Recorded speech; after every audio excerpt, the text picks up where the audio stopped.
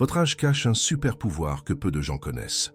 Pas un pouvoir spectaculaire, pas quelque chose qui impressionne, mais une force silencieuse, souvent mal comprise, parfois même combattue par ceux qui la possèdent. La plupart des gens regardent leur âge comme on regarde une horloge qui accuse, trop jeune pour être pris au sérieux, trop vieux pour recommencer. Entre les deux, une inquiétude diffuse, difficile à nommer, comme si le temps était une dette qui s'accumule, comme si chaque année ajoutée retirait quelque chose d'essentiel. Cette idée est profondément ancrée, et pourtant elle est fausse. L'âge ne fonctionne pas comme on vous l'a appris. Il ne vous vole pas lentement ce que vous étiez. Il révèle, couche après couche, ce que vous n'avez jamais été. Ce qu'il enlève n'est pas la force, c'est l'illusion. L'illusion de tout contrôler. L'illusion de devoir plaire. L'illusion que chaque émotion mérite une réaction. Ce dépouillement dérange, parce qu'il oblige à regarder la réalité sans filtre. Mais c'est précisément là que commence le pouvoir. Si vous ressentez parfois une fatigue qui n'est pas physique, une lassitude face au bruit du monde, ou une impatience envers vos propres réactions émotionnelles, ce n'est pas un signe de déclin. C'est un signal. Quelque chose en vous devient plus exigeant, moins tolérant au chaos inutile, moins disposé à gaspiller de l'énergie sur ce qui ne dépend pas de vous. Ce contenu n'essaiera pas de vous convaincre que le temps est gentil. Il ne l'est pas. Il est juste. Et c'est cette justice qui, lorsqu'elle est comprise, transforme l'âge en avantage intérieur.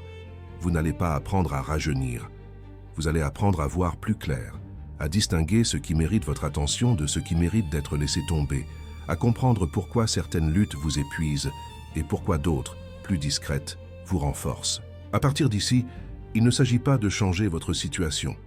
Il s'agit de changer votre position intérieure face à elle, de comprendre ce que l'âge affine quand on cesse de le combattre, et pourquoi ceux qui refusent cette compréhension passent à côté de la force la plus stable qui soit. Pourquoi le temps ne vous affaiblit pas, il vous dépouille. Le temps ne prend pas, il enlève. Et ce qu'il enlève n'était jamais une force. Il retire ce qui surcharge l'esprit, ce qui crispe le regard, ce qui fatigue inutilement l'âme. L'âge n'est pas un voleur, c'est un filtre. Plus les années passent, plus ce filtre devient précis. Il laisse tomber l'urgence artificielle, la comparaison constante, le besoin d'avoir raison, le désir d'être validé. Ce dépouillement est souvent vécu comme une perte, parce qu'on confond le bruit avec la vitalité. Mais ce bruit-là n'a jamais été de la puissance. Quand on est plus jeune, on confond intensité et clarté. On croit que ressentir fort, réagir vite, vouloir tout, c'est être vivant. En réalité, c'est être dispersé. Le temps corrige cela sans demander la permission. Il montre parfois durement que l'énergie est limitée, que l'attention est précieuse, que tout ne mérite pas une réponse. Ce n'est pas une punition, c'est une leçon structurelle. Ce que beaucoup appellent affaiblissement est souvent la fin d'un excès. L'excès d'émotions non maîtrisées, l'excès de scénarios mentaux, l'excès d'importance donnée à ce qui échappe totalement à votre contrôle. En se retirant, ces excès laissent place à quelque chose de plus stable, une présence plus dense, une capacité à rester droit là où autrefois tout en vous se serait agité. Les stoïciens l'avaient compris avec une lucidité presque dérangeante. La souffrance diminue quand le jugement mûrit, pas parce que la vie devient plus facile, mais parce que l'esprit cesse d'ajouter du poids inutile à ce qui est déjà là. Le temps, quand il est accepté, entraîne naturellement vers cette sobriété intérieure. Il vous apprend à ne plus gaspiller votre force contre des murs immobiles. Si certaines blessures du passé semblent moins vives aujourd'hui, ce n'est pas parce qu'elles étaient insignifiantes. C'est parce que votre regard a changé. Vous ne les portez plus comme des preuves contre la vie, mais comme des marques de compréhension. Ce déplacement est essentiel. Il transforme la douleur en information et l'expérience en structure. Ce dépouillement prépare quelque chose de plus précis encore. Quand le superflu tombe, la perception s'aiguise, et c'est là que commence un autre type de pouvoir. Non pas celui qui s'impose, mais celui qui voit clair quand la pression monte. Le vrai pouvoir caché, voir clair sous pression. La plupart des gens pensent que la force se mesure à la capacité de supporter davantage. Supporter plus de stress, plus de conflits, plus d'incertitudes. En réalité, ce n'est pas la charge qui distingue les esprits solides, mais la clarté au moment précis où la pression monte. Et c'est là que l'âge, lorsqu'il est assumé, révèle un avantage que peu reconnaissent. Avec le temps, quelque chose change dans la manière dont vous percevez les situations tendues. Vous ne ressentez pas moins d'émotions, mais elles ne dictent plus immédiatement vos gestes. Entre ce qui arrive et ce que vous faites, un espace s'installe. Un silence intérieur. C'est dans cet espace que réside le pouvoir réel, la capacité de voir avant de réagir, de comprendre avant de juger, de choisir avant d'être emporté. Beaucoup appellent intuition ce qui n'est en réalité qu'une émotion rapide, non examinée. Une impulsion habillée en certitude. Avec l'âge, si l'on cesse de résister à la réalité, cette confusion s'érode. Ce qui reste, c'est un discernement plus lent, mais infiniment plus fiable. Vous commencez à reconnaître les schémas.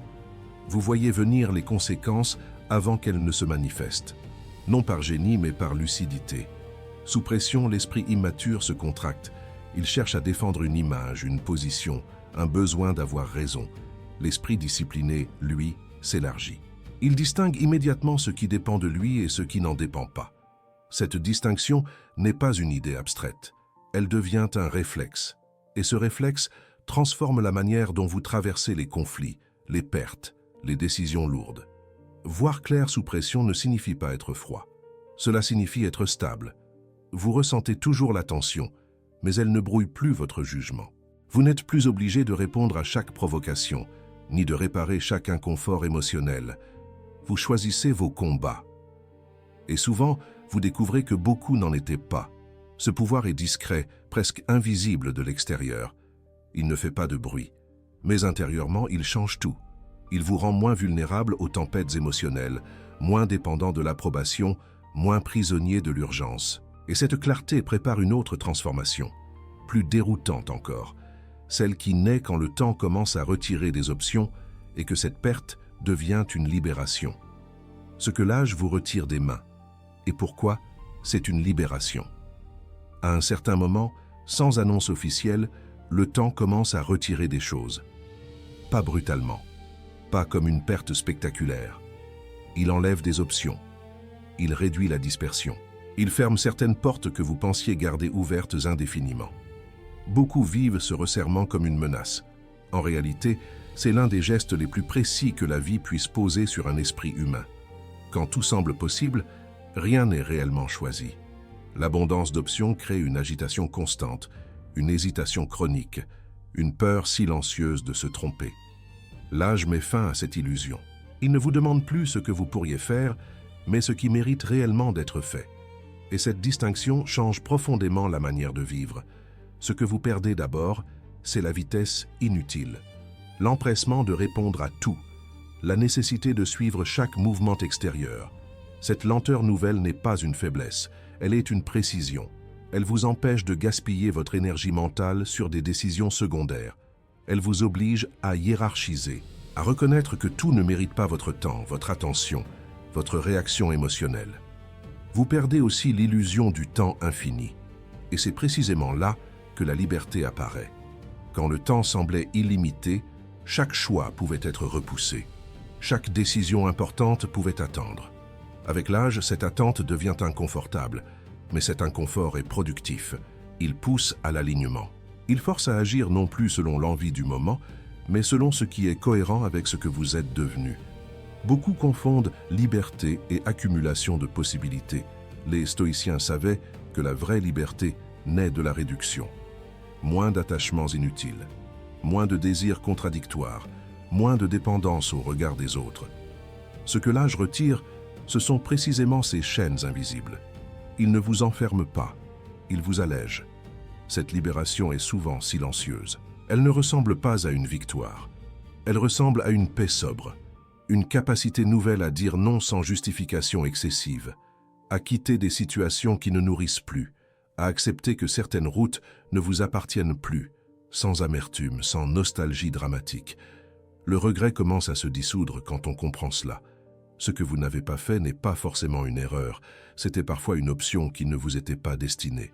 L'âge clarifie cette vérité avec une rigueur presque clinique, et cette rigueur, loin d'être froide, devient un socle émotionnel stable. Quand les possibilités se resserrent, la direction devient plus nette. Et cette netteté prépare une étape encore plus exigeante. Car une fois les illusions tombées et les options réduites, il reste une question centrale. Allez-vous continuer à lutter contre ce qui est inévitable ou apprendre à vous tenir droit face à ce qui doit être accepté? Fatum accepter. Quand résister au temps devient la vraie faiblesse, il existe une fatigue particulière qui ne vient ni du corps ni de l'effort, mais de la résistance. Résister à ce qui est déjà là. Résister à ce que le temps impose silencieusement. Résister à l'idée que certaines choses ne reviendront pas, que d'autres ne se produiront jamais et que certaines transformations sont irréversibles. Cette résistance est discrète, mais elle épuise plus sûrement que n'importe quelle épreuve visible. Beaucoup confondent acceptation et abandon. Les stoïciens n'ont jamais fait cette erreur. Accepter le destin n'est pas baisser la tête, c'est redresser la colonne intérieure. C'est cesser de gaspiller son énergie à nier ce qui est inévitable pour la concentrer sur ce qui peut encore être gouverné. Résister au temps, c'est comme lutter contre la gravité. On ne prouve pas sa force. On révèle seulement son épuisement. Avec l'âge, le destin devient plus explicite. Il ne se cache plus derrière des promesses vagues. Il se présente sous forme de limites, de réalités concrètes, de cadres non négociables. Et c'est précisément à ce moment que beaucoup s'affaiblissent inutilement. Non pas parce que le destin est dur, mais parce qu'ils refusent de cesser le combat contre lui. Accepter ne signifie pas aimer, cela signifie reconnaître. Reconnaître que certaines pertes ne demandent pas de justification, que certaines transitions ne demandent pas votre accord, que la vie avance selon une logique qui dépasse vos préférences personnelles. Quand cette reconnaissance est claire, quelque chose se détend à l'intérieur. Une tension ancienne disparaît. L'esprit cesse de se cogner contre le réel. Marc Aurèle écrivait pour se rappeler chaque jour que les événements extérieurs ne portent aucune valeur morale en eux-mêmes. Seul le jugement que nous portons sur eux les rend insupportables ou supportables. Avec l'âge, cette vérité cesse d'être intellectuelle. Elle devient viscérale. Vous ne demandez plus pourquoi cela arrive. Vous vous demandez comment vous allez vous tenir face à cela. C'est là que l'acceptation devient stratégique. Elle libère de l'énergie mentale. Elle clarifie les priorités. Elle permet de répondre avec calme là où la lutte aurait provoqué une réaction aveugle. Vous cessez d'exiger que la réalité corresponde à vos attentes passées. Vous commencez à agir à partir de ce qui est réellement devant vous. Cette posture transforme profondément la relation au temps. Le passé cesse d'être un tribunal. L'avenir cesse d'être une menace. Le présent devient un terrain d'action lucide, non pas un lieu confortable, mais un lieu réel. Et c'est dans cette réalité assumée que se construit une force plus stable que l'enthousiasme, une force qui ne dépend pas des circonstances favorables. Lorsque le destin est accepté, les émotions perdent une partie de leur pouvoir destructeur. Elles sont toujours là, mais elles ne règnent plus.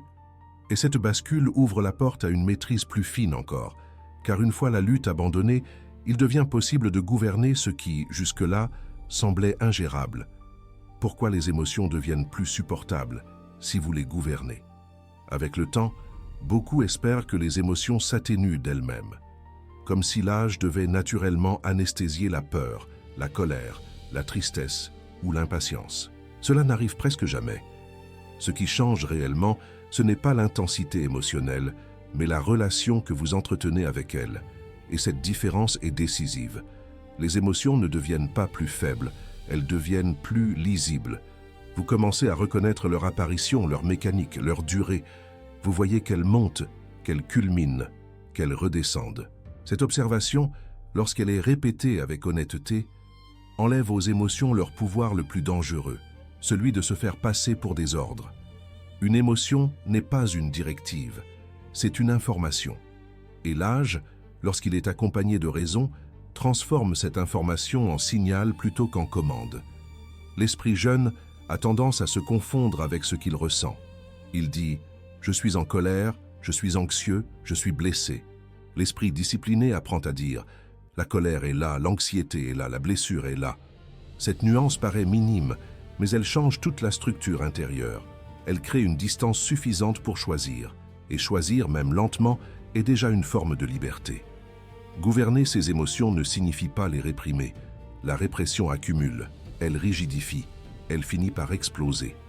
La gouvernance, elle, organise. Elle reconnaît l'émotion sans lui céder le volant. Vous ressentez la peur, mais vous ne lui confiez pas vos décisions. Vous ressentez la colère, mais vous ne la laissez pas définir votre comportement. Cette discipline est exigeante, mais elle devient plus accessible avec l'âge, parce que l'illusion de l'immédiateté perd de son emprise. Avec l'expérience, vous commencez à voir le coût réel des réactions impulsives. Les mots dits trop vite, les décisions prises sous tension, les ruptures provoquées par un moment d'intensité mal géré. Ce souvenir n'est pas là pour culpabiliser. Il sert de rappel. Il renforce le réflexe de pause. Cette pause est le lieu exact où la raison peut intervenir. Peu à peu, un changement subtil s'opère. Les émotions cessent de vous surprendre. Elles n'envahissent plus tout l'espace mental. Vous les traversez avec plus de stabilité, non parce que vous êtes devenu insensible, mais parce que vous avez cessé de dramatiser chaque variation intérieure. Vous comprenez que ressentir n'est pas subir, et que gouverner n'est pas nier. Cette maîtrise émotionnelle a un effet secondaire profond. Elle réduit la fatigue mentale. Une grande partie de l'épuisement humain ne vient pas des événements, mais des tempêtes intérieures qu'ils déclenchent. En apprenant à gouverner vos réactions, vous économisez une énergie considérable. Cette énergie devient disponible pour ce qui compte réellement. Agir avec justesse, parler avec précision, décider avec calme. À mesure que cette stabilité s'installe, quelque chose d'inattendu apparaît. Dans un monde dominé par la réaction rapide, l'excès d'émotions et l'urgence permanente, cette capacité devient rare. Et ce qui est rare devient un avantage silencieux mais structurel. C'est là que l'âge cesse d'être perçu comme un ralentissement et commence à se révéler comme une force stratégique. L'âge comme avantage invisible dans un monde impulsif. Le monde moderne récompense la vitesse, la réaction immédiate, l'opinion formulée avant même d'être pensée. Tout pousse à répondre vite, à se positionner sans recul, à transformer chaque émotion en déclaration. Dans cet environnement, la lenteur est perçue comme une faiblesse. Et pourtant, c'est précisément cette lenteur maîtrisée que l'âge rend possible et que peu de gens savent reconnaître comme un avantage. Avec le temps, vous devenez moins impressionné par l'urgence collective. Vous avez vu trop de crises s'annoncer comme définitives pour leur accorder encore toute votre énergie. Cette mémoire n'est pas du cynisme, c'est de la proportion. Elle vous permet de distinguer ce qui est bruyant de ce qui est réellement important. Là où d'autres s'agitent, vous observez. Là où d'autres réagissent, vous attendez. Et cette attente, loin d'être une fuite, devient une position de force. Dans un monde impulsif, celui qui ne réagit pas immédiatement contrôle déjà la situation. Non parce qu'il domine, mais parce qu'il ne se laisse pas entraîner. L'âge, lorsqu'il est assumé, affine cette capacité. Vous n'avez plus besoin d'être le plus rapide à répondre. Vous cherchez à être le plus juste. Et cette recherche transforme la qualité de vos décisions.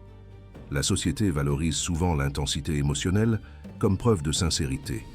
Les stoïciens savaient que la sincérité n'exige pas l'excès.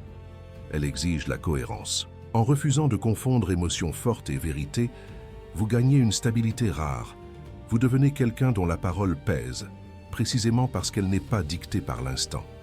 Cet avantage est invisible, car il ne s'affiche pas. Il ne se mesure pas en réaction, en opinion publiée, en démonstration. Il se manifeste dans les moments décisifs, quand une décision doit être prise sous pression, quand un conflit menace de dégénérer, quand une perte exige une réponse digne plutôt qu'un effondrement. C'est là que la maîtrise acquise avec l'âge devient évidente, même pour ceux qui ne savent pas la nommer. Peu à peu, votre rapport aux autres change. Vous cessez de chercher à convaincre par la force émotionnelle. Vous inspirez par la constance. Cette constance crée un respect silencieux. Pas un respect fondé sur la peur ou l'admiration, mais sur la fiabilité. On sait que vous ne parlez pas pour combler un vide. On sait que vous n'agissez pas pour calmer une émotion passagère. Dans un monde où beaucoup vivent à fleur de nerfs, cette stabilité devient une forme de pouvoir structurel. Vous n'avez pas besoin de l'imposer.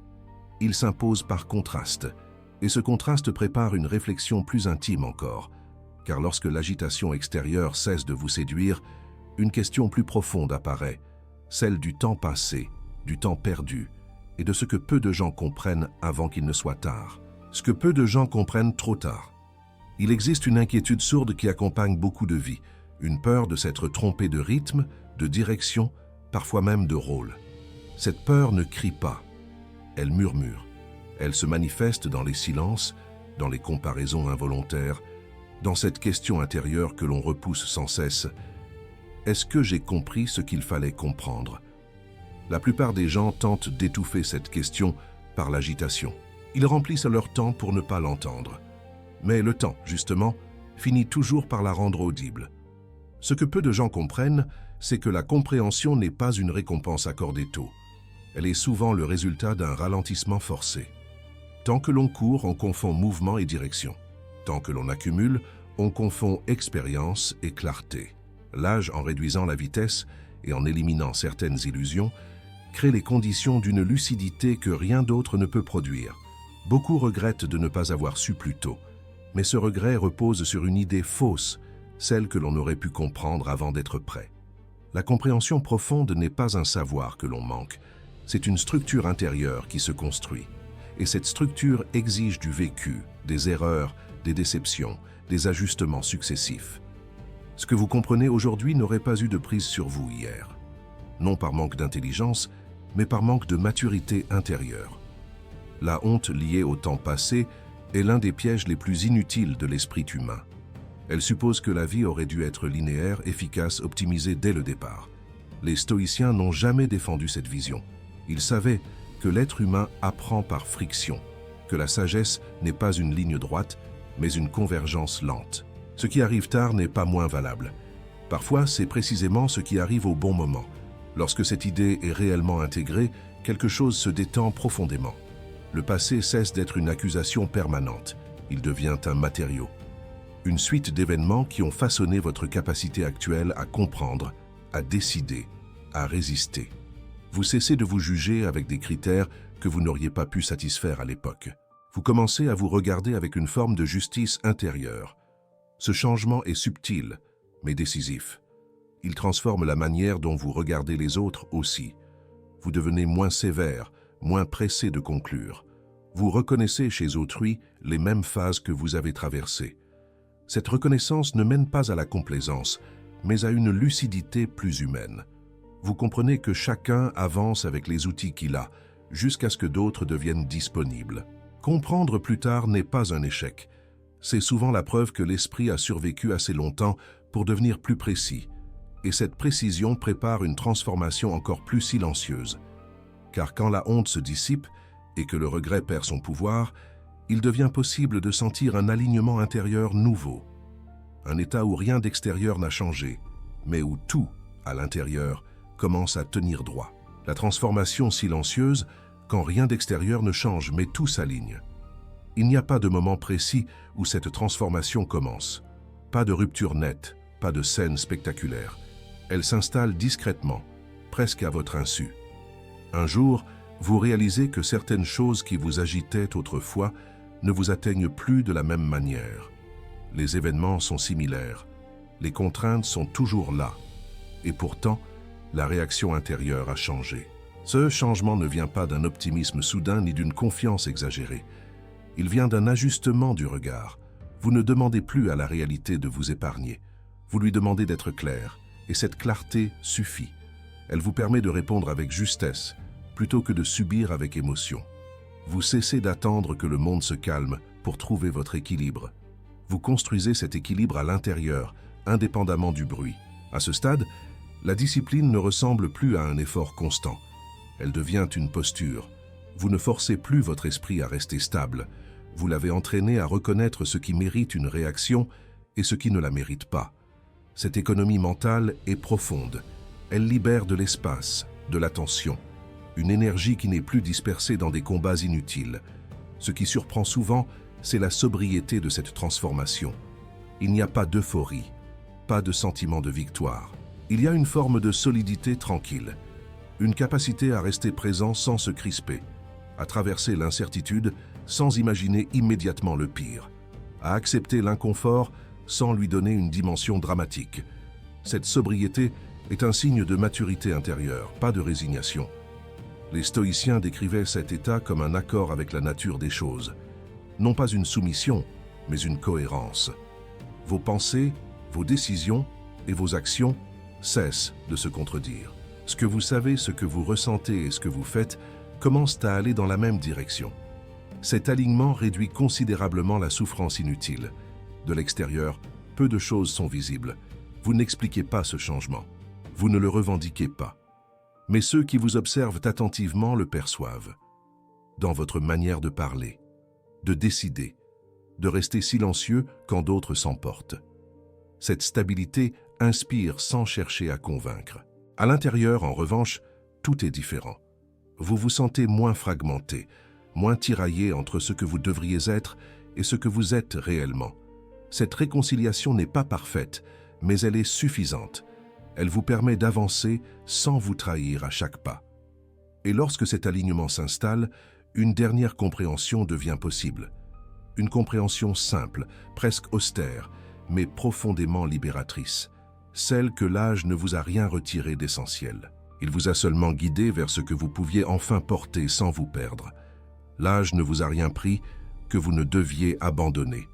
À la fin, ce qui reste n'est ni une victoire éclatante, ni une révélation spectaculaire. C'est une compréhension calme, presque austère, mais profondément libératrice.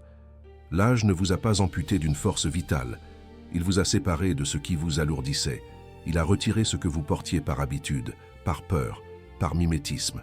Et ce retrait, aussi inconfortable qu'il ait pu paraître, était nécessaire. Beaucoup vivent à leur rapport au temps comme une négociation permanente. Ils tentent de conserver ce qu'ils étaient, de défendre des versions anciennes d'eux-mêmes, de maintenir des désirs qui ne leur correspondent plus. Cette lutte est épuisante. Elle crée une fracture intérieure constante. L'âge, lorsqu'il est compris, met fin à cette guerre silencieuse. Il oblige à déposer les armes. Et dans ce désarmement, une force inattendue apparaît. Ce que vous avez laissé derrière vous n'était pas votre essence. C'était souvent une accumulation de rôles, d'attentes extérieures, de tensions inutiles. En s'éloignant, ces couches ont révélé quelque chose de plus simple et de plus solide. Une capacité à être présent sans chercher à prouver, à agir sans vous disperser, à accepter sans vous effondrer. Cette simplicité n'est pas une réduction, c'est une concentration. L'une des grandes erreurs consiste à croire que le temps devrait ajouter sans cesse.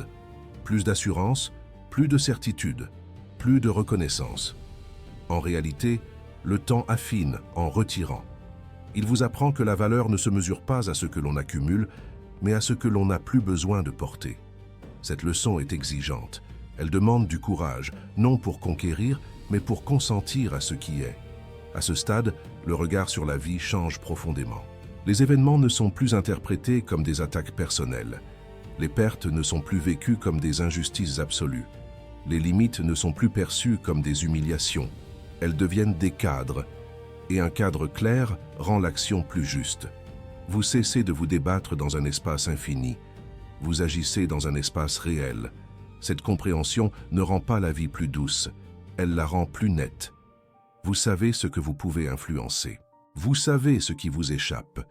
Et surtout, vous ne confondez plus les deux. Cette distinction protège l'esprit.